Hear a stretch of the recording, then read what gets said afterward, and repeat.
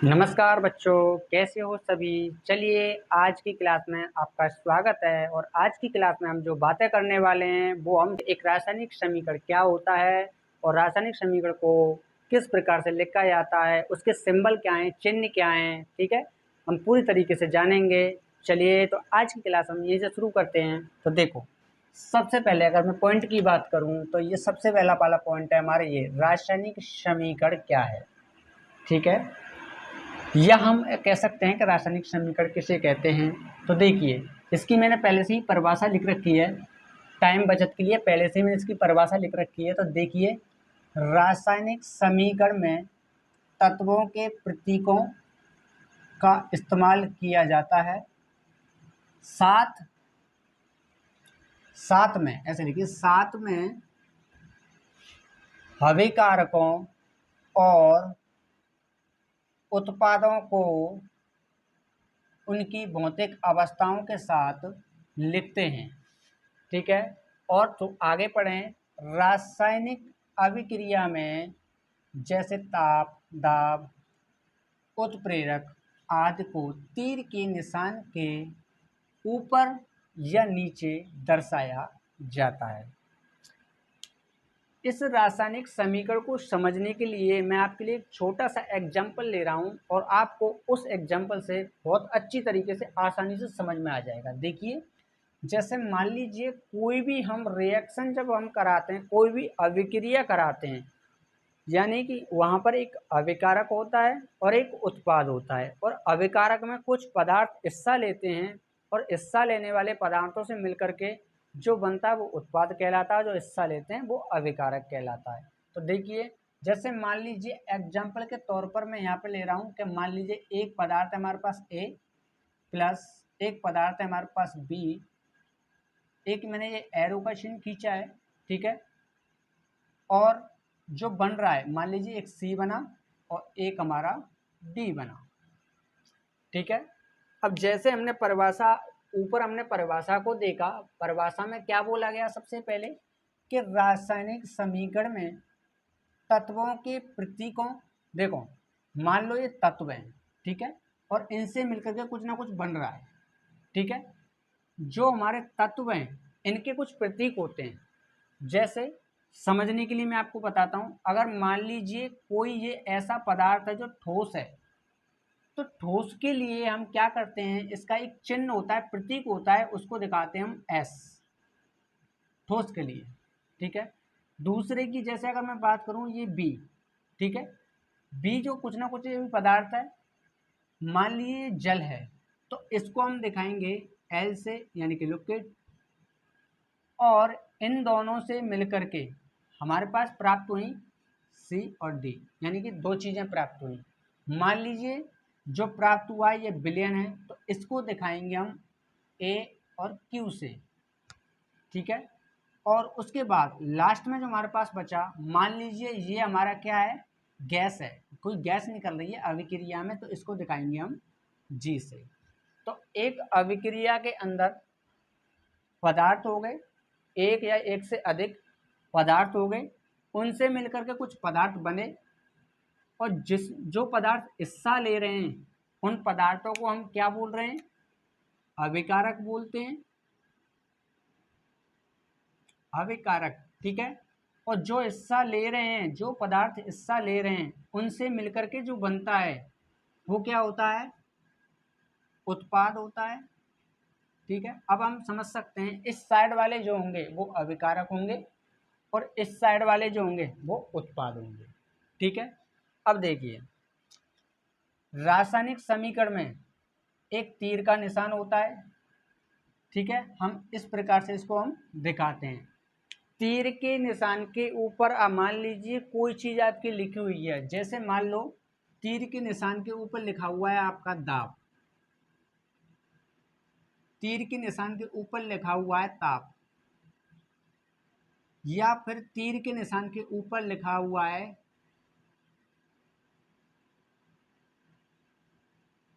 KOH।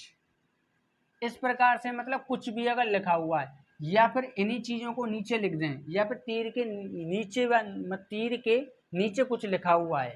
ठीक है, या तो तीर के ऊपर कुछ लिखा हुआ है या तीर के कुछ नीचे लिखा हुआ है, तो उनको हम बोलते हैं अभिक्रिया के, उनको हम बोलते हैं अभिक्रिया के उत्प्रेरक। अब उत्प्रेरक एक अभिक्रिया के अंदर क्या कार्य करते हैं, हम इस पर आज हम चर्चा नहीं करेंगे, इसके लिए एक नेक्स्ट वीडियो अलग से बनाया जाएगा सेपरेट, ठीक है।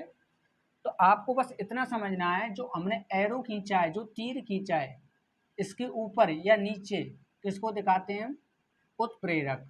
आप ऐसे समझ सकते हैं, जब हम किसी अभिक्रिया को कराते हैं, वो अभिक्रिया को कराने के लिए उत्प्रेरक जो होते हैं वो मदद करते हैं, ठीक है।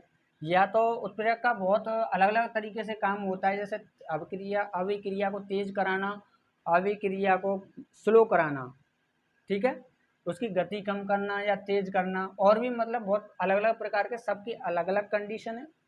तो आपको यहाँ तक ये समझ में आया कि एक रासायनिक समीकरण क्या होता है, ठीक है। चलिए, अगर अब हम बात करें नेक्स्ट, अगर टॉपिक की अगर हम बात करें, नेक्स्ट है हमारा रासायनिक समीकरण को लिखना, ठीक है। देखिए, रासायनिक समीकरण को लिखना सीखने से पहले मैं आपके लिए इसको रब कर रहा हूँ, इसको मिटा रहा हूँ, आप इसको नोट कर लेना, ठीक है। थोड़ी जगह की प्रॉब्लम है इसलिए मैं इसको मिटा दिया, ठीक है। तो देखो, यहाँ पर रासायनिक समीकरण को लिखने की अगर मैं बात करूँ, आप ऐसे समझिए इसको कि आज से बहुत समय पहले, यानी कि कुछ समय पहले वैज्ञानिक आए, और वैज्ञानिक क्या कर रहे थे कि रासायनिक समीकरण को लिख रहे थे, लिख कर देख रहे थे, लिखना स्टार्ट कर रहे थे। तो उन्होंने क्या कहा कि उनके पास एक रासायनिक समीकरण बनाने के लिए कुछ चीज़ें थी, जैसे मान लीजिए एक तो था मैग्नीशियम Mg, ठीक है, और उनके पास था एक ऑक्सीजन यानी कि O2, दो चीज़ें थी, ठीक है। ये तो मैंने आपके लिए यहाँ पर संक्षिप्त रूप में लिखा के दिखा दिया, इंग्लिश में लिख के बताएं, मगर उनके पास वो इस प्रकार से था, मैग्नीशियम,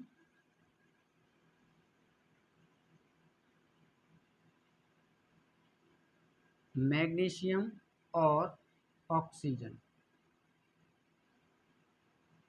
और उन्हें पता चला कि मैग्नीशियम और ऑक्सीजन की अभिक्रिया करा के मैग्नीशियम ऑक्साइड बनाता है, ठीक है।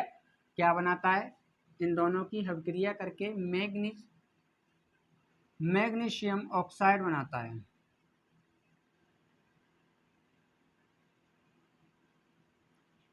ठीक है। तो इसी प्रकार से वो अभिक्रिया को लिख रहे थे। अब देखो, यहाँ पर अगर मैं बात करूँ, उन्होंने किस प्रकार से लिखा, उन्होंने लिखा मैग्नीशियम सबसे पहले, मैग्नीशियम, उसके बाद लिखा ऑक्सीजन,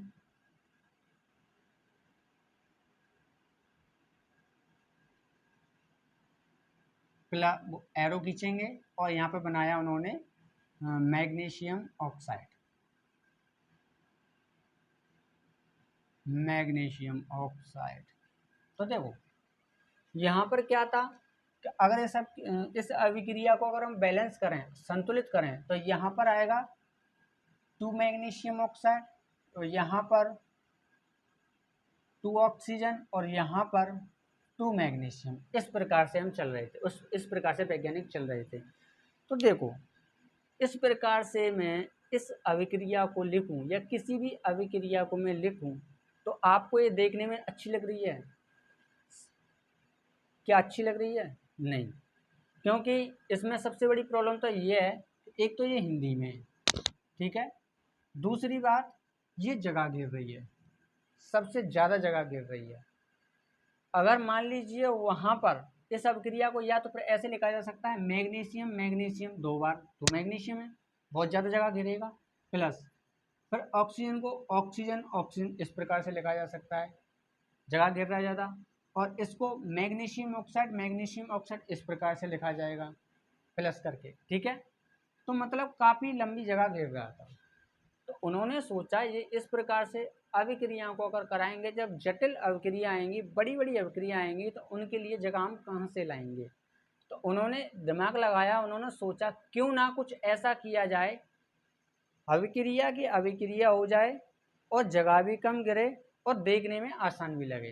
तो वो इन्हीं चीज़ों को उठा कर के लाए तत्वों के अकॉर्डिंग, यानी कि जो हमारे दे रखे मैग्नीशियम, जिंक, सोडियम वगैरह जो तत्व दे रखे उन तत्वों के अकॉर्डिंग लेकर के आए, जो हमारे इंग्लिश में दे रखे हैं। ठीक है, देखिए कैसे। अब मैं इसी को संक्षिप्त रूप में अगर लिखूं तो किस प्रकार से होगा, तो देखिए मैग्नीशियम यानी कि Mg+O2, ठीक है, एरो खींचिए, अब बन जाएगा हमारा एक जब मैग्नीशियम ऑक्साइड यानी कि MgO।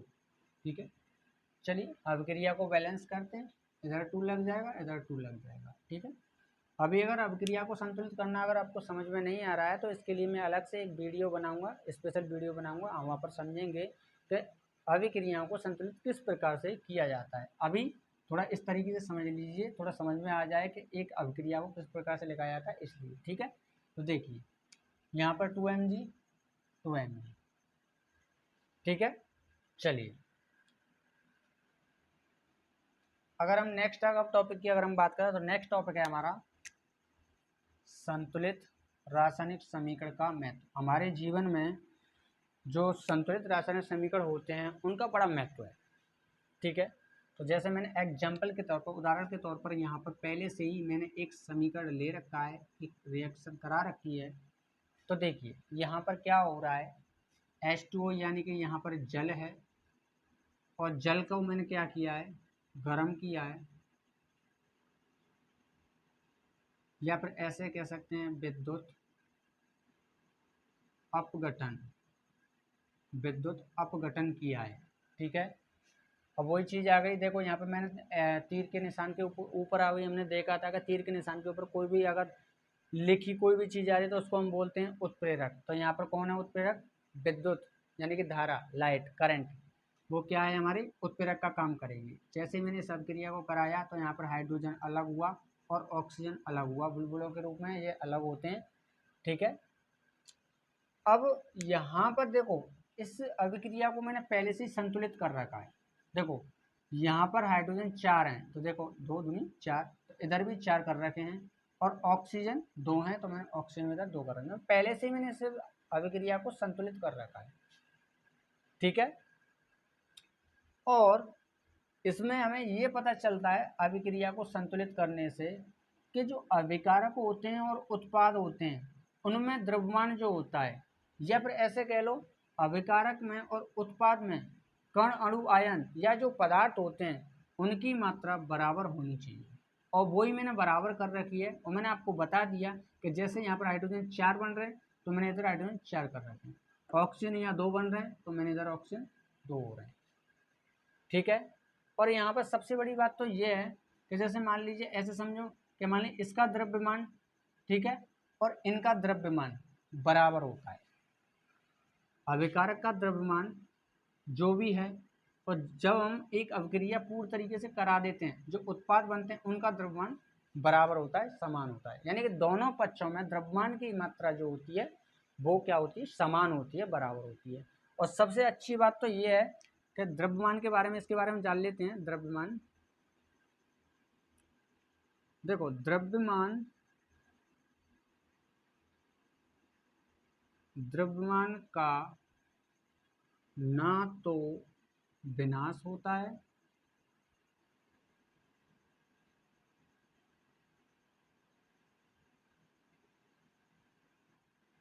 और ना ही नाश होता है। मतलब द्रव्यमान का ना तो विनाश होगा और ना ही नाश होगा। ठीक है, दोनों पक्षों में कैसा होगा, समान होगा, ना तो ये कम होगा और ना ये बढ़ेगा, ना तो ज़्यादा हो सकता है और ना कम हो सकता है। पहले वाले अभिकारक, पहले वाले अगर हम पक्ष की बात करें, इधर वाले पक्ष की, यानी कि अभिकारक में जितना भी द्रव्यमान है उत्पाद में उतना ही द्रव्यमान होगा, समान यानी कि बराबर होगा। ठीक है, चलिए अगर हम नेक्स्ट, अगर हम टॉपिक नेक्स्ट अगर एग्जाम्पल की और बात करें, एक और एग्जाम्पल हम देख लेते हैं। जैसे मान लीजिए Fe+KH2O, इससे अगर मैं अभिक्रिया को कराऊं तो ये बनेगा हमारा Fe2O3, और आपकी हाइड्रोजन गैस बाहर निकल रही है। ठीक है, देखिए इसको आप क्या करेंगे, संतुलित कीजिए। मतलब मैंने अभी ये समझाया कि अभिकारक का द्रव्यमान, ये अभिकारक हो गया, ये उत्पाद हो गया। ठीक है, अभिकारक का द्रव्यमान जितना है उत्पाद का द्रव्यमान उतना ही होगा, यानी कि बराबर। तो देख लेते हैं पहले, सबसे पहले इधर हम देखें तो देखिए एपी यहाँ पर कितना है, एपी यहाँ पर 1 है और इधर एपी कितने हैं 2। तो इधर अगर 1 है और इधर 2 हैं तो इधर हमें कितना करना पड़ेगा 2, तो 2 के 2 का इंटू कर देंगे, 2 हो गया। चलिए ठीक है, अब अगर हम बात करें किसकी, ऑक्सीजन की, या ऑक्सीजन कितने हैं 3 हैं और इधर हमें 3 करने के लिए क्या करना होगा, यहाँ का 3 का इंटू करना होगा। 3 ऑक्सीजन हो गए, मगर 3 ऑक्सीजन करने के कारण हमारे हाइड्रोजन पहले से ही 2 हैं, तो 3 का इंटू 2 में हो जाएगा, तो हाइड्रोजन कितने हो जाएंगे 6, और 6 हाइड्रोजन इधर बनाने के लिए 2 यहाँ पर पहले से ही हैं, 3 का इंटू और कर देंगे तो 6 हो जाएंगे। तो देखिए इधर भी द्रव्यमान बराबर और इधर भी द्रव्यमान बराबर, ना तो इसका विनाश हुआ और ना तो इसका नाश हुआ और ना ही ये इसका निर्माण हुआ। ठीक है, चलिए नेक्स्ट अगर हम पॉइंट की बात करें, नेक्स्ट पॉइंट है हमारा रासायनिक समीकरण का निरूपण। तो देखिए रासायनिक समीकरण का निरूपण है तो पूर्व समय में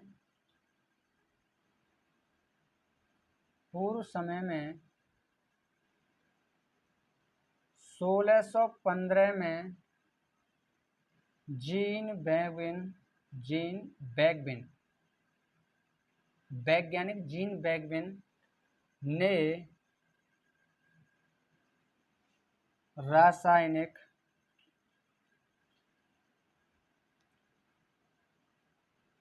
रासायनिक समीकरण को दिया था। ठीक है, मतलब रासायनिक समीकरण का निरूपण किस समय में किया था, 1615 में। कौन से वैज्ञानिक थे, यानी ये कौन से वैज्ञानिक थे, जीन बैगविन ने रासायनिक समीकरण को दिया। ठीक है, चलिए आज की क्लास यहीं पर ख़त्म करते हैं। अब नेक्स्ट जो क्लास आने वाली है उसमें हम अभिक्रियाओं के बारे में बात करेंगे। अभिक्रियाओं के प्रकार क्या हैं, अभिक्रिया कितने प्रकार की होती हैं उनके बारे में हम बात करेंगे। तो आज